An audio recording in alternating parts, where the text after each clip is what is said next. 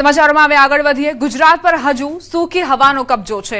હવામાન વિભાગની સેટેલાઇટ તસવીર ચોમાસાને અવરોધી રહી છે। સૂકી હવાઓ ખાડી દેશો તરફથી આ સૂકા પવનોનું જે જોર છે તે જોવા મળી રહ્યું છે। ભેજવાળા પવનોની ગેરહાજરી જોવા મળી રહી છે। ગુજરાત પર વરસાદી વાદળો નથી દેખાતા।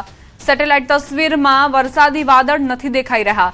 દેશભરમાં વરસાદી વાદળની હાજરી ઓછી જોવા મળી છે।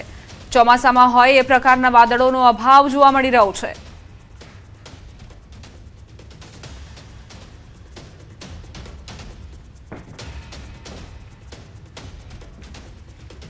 ચોમાસું બેસી ગયા બાદ પણ વરસાદ નથી। 72 કલાકમાં માત્ર 31 તાલુકામાં વરસાદ ખાબક્યો છે। ચોમાસું આવ્યું પણ જોઈએ એટલો વરસાદ ન લાવ્યું। 72 કલાકમાં માત્ર 11 તાલુકામાં નોંધપાત્ર વરસાદ વરસ્યો છે। રાજ્યમાં આજે પણ ભારે વરસાદની સંભાવના। महत्वपूर्ण समाचार प्राप्त થઈ રહ્યા છે। સહકાર વિભાગનો મોટો નિર્ણય। સહકારી મંડળીઓનું ઇન્સ્પેક્શન થશે। ધિરાણ સહિતની કામગીરીની તપાસ થશે। આંતરિક ઓડિટ કર્મચારીઓની વિગત સહિતની ચકાસણી થશે। નાણાકીય સ્થિતિ અંગેની પણ તપાસ થશે। જિલ્લાવાર મંડળીઓનું નિરીક્ષણ કરવામાં આવશે। સહકાર વિભાગે આ નિર્ણય કર્યો છે। પારદર્શકતા લાવવા માટે પારદર્શક વહીવટ માટે આ નિર્ણય કરવામાં આવ્યો છે।